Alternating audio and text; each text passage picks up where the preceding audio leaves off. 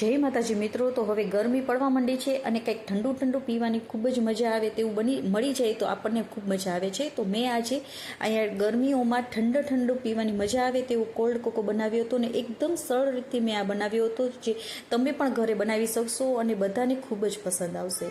તો તેની માટે મેં અહીંયા અડધા કપ જેટલી ખાંડ લીધી છે. આપણે માપ ટુ માપ જ બનાવીશું, જેથી કરીને આ તમારો કોકો એકદમ સરસ બનશે. સાથે મેં અહીંયા 2 મોટી ચમચી જેટલો કોકો પાવડર જે આવે છે તે લઈ લીધો છે. તમે ગમે તે બ્રાન્ડનો લઈ શકો છો, પણ જો સારી બ્રાન્ડનો હશે ને તો આ ટેસ્ટ તમારે બહુ સરસ આવશે આનો. હવે 1 મોટી ચમચી જેટલો કોર્નફ્લોર અને 1 મોટી ચમચી જેટલો મેં અહીંયા કસ્ટર્ડ પાવડર લીધો છે. મેં અહીંયા વેનીલા ફ્લેવરનો કસ્ટર્ડ પાવડર લીધો છે, તમે ગમે તે ફ્લેવર લઈ શકો છો. હવે તેને આપણે પીસી લેવાનું છે અને એકદમ ફાઇન પાવડર બનાવી લેવાનો છે આવી રીતે. હવે આ પાવડર તમે બનાવીને 3 થી 4 મહિના આસાનીથી યુઝ કરી શકો છો અને એક ટાઈટ ડબ્બામાં તમારે આને રાખી દેવાનું અને જ્યારે પણ મન થાય ત્યારે તમે આને બનાવી શકો છો. હવે મેં અહીંયા અડધો લીટર જેટલું દૂધ લીધું છે. આપણે અહીંયા ફૂલ ફેટ જ દૂધ લેવાનું, મલાઈવાળું દૂધ હશે ને તો તમારે આ કોલ્ડ કોકો એકદમ સરસ બનશે.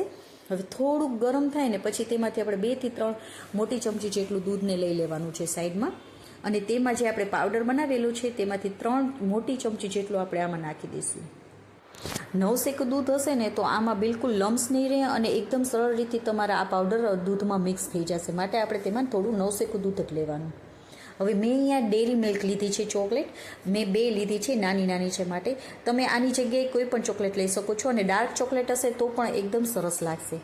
તો તેને આપણે આવી ઝીણી સમારી લઈશું, જેથી કરીને જ્યારે દૂધમાં તે જાય તો ફટાફટ ઓગળી જશે આપણી આ ચોકલેટ. હવે આપણે એક ઉભરો આવી જાય દૂધનો એટલે ગેસની ફ્લેમને ધીમી કરી અને થોડું આપણે જે પાવડર ને દૂધ મિક્સ કરેલું છે તેને થોડું નાખતા જઈશું અને એક હાથેથી આવી રીતે ચમચા વડે હલાવતા જઈશું, જેથી કરીને આપણે બિલકુલ દૂધમાં લમ્સ નહીં રહે અને એકદમ સરળ રીતે તે મિક્સ થઈ જશે. હવે તેને આપણે 5 મિનિટ જેવું આપણે સરસ રીતે ગરમ કરી લેવાનું છે. 5 મિનિટ જેવું આપણે તેને ગરમ કરીશું, જેથી કરીને તે એકદમ સરસ ઘટ થઈ જશે. ગેસની ફ્લેમને તમારે ફૂલ રાખવાની અને ધીમે તેને છે ને ચમચા વડે હલાવતા જ જવાનું, જેથી કરીને સરસ ઘટ થઈ જાય. 5 મિનિટ પછી આપણે આમાં ચોકલેટ નાખી દઈશું. હવે કન્ટિન્યુઅસલી આને ચમચા વડે હલાવવાનું જ છે, કારણ કે જો તમે હલાવશો નહીં તો ચોકલેટ આપણે હજી મેલ્ટ નથી થઈ તો એ નીચે બેસી જશે, માટે આપણે તેને કન્ટિન્યુઅસલી આવી રીતે ધીમે હલાવતા રહીશું. હવે 2 થી 3 મિનિટ તેને આપણે સરસ ગરમ કરી લેવાનું છે. તો આપણે 2 થી 3 મિનિટમાં જ આપણું આ કોલ્ડ કોકો બનીને તૈયાર થઈ ગયું. જો એકદમ સરસ આપણું ઘટ થઈ ગયું છે. હજી ઠંડુ પડશે એટલે થોડું હજી ઘટ થશે, માટે આપણે હવે ગેસની ફ્લેમને આપણે બંધ કરી દઈશું. હવે તેને એકદમ આપણે ઠંડુ પાડવાનું છે અને થોડું ચાખી પણ લેવાનું. જો તમને થોડું મીઠું ઓછું લાગતું હોય ને તો દૂધમાં થોડુંક પાવડર આપણે ઘોળી અને નાખી દેવાનું. આમ તો એકદમ પરફેક્ટ જ બને છે, એટલે તમારે બિલકુલ પણ નાખવાની જરૂર નહીં પડે આ રીતે બનાવશો તો. હવે મેં અહીંયા તેને ઠંડુ પાડી પંખા નીચે અને પછી ફ્રીઝરમાં રાખી દીધું હતું. તો જુઓ એકદમ સરસ આપણો કોલ્ડ કોકો તૈયાર થઈ ગયો છે, એકદમ ટેસ્ટી લાગે છે. તો તમે પણ એકવાર જરૂરથી ટ્રાય કરજો, બહુ જ સરસ લાગે છે. તો જુઓ એકદમ સરસ ઘટ બની ગયો છે અને પીવામાં તો બહુ જ સરસ લાગતો હતો. તો તમે પણ એકવાર જરૂરથી ટ્રાય કરજો. હવે આપણે શું કરવાનું છે, આપણે બરફ લેવાનું છે. આપણે બારે કેવી રીતે મળે છે તે રીતે જ બનાવીશું.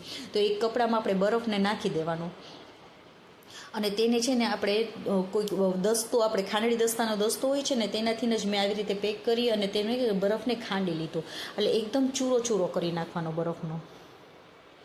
આવી રીતે આપણે ખાંડી લેશું તો એકદમ સરસ આપણો ચૂરો થઈ જશે. બહાર જેવો જ બરફ આપણે જે અંદર નાખીએ છીએ ને તેવું જ થઈ જશે. તો જુઓ આવી રીતે કરી લેવાનો. હવે ગ્લાસમાં આપણે તેને નાખી દેવાનો, થોડો આપણે નાખી દેવાનો અને પછી તેમાં કોલ્ડ કોકો નાખી દેવાનો. તો આપણો કોલ્ડ કોકો તૈયાર થઈ ગયો છે. અને જો તમને અમારી રેસીપી ગમી હોય તો પ્લીઝ લાઇક કરજો અને મારી ચેનલમાં નવા હોય તો પ્લીઝ સબસ્ક્રાઈબ પણ કરજો. અને તમને અમારી રેસીપી કેવી લાગી છે તે કમેન્ટ કરીને પણ કહેજો. અને આપણે જ્યારે પણ પીરસવાનું હોય ને ત્યારે આપણે આવી રીતે હલાવીને દેવાનું. એક ગ્લાસમાંથી બીજા ગ્લાસમાં લઈને આવી રીતે હલાવીને દેશો ને તો તેનો ટેસ્ટ એકદમ સરસ આવશે. તો આવી રીતે આપણે તેને કરીને આપવાનું, જેથી કરીને આ કોલ્ડ કોકોનો ટેસ્ટ એકદમ સરસ આવે છે. તો તમે પણ એકવાર જરૂરથી ટ્રાય કરજો. Okay friends, bye. જય માતા.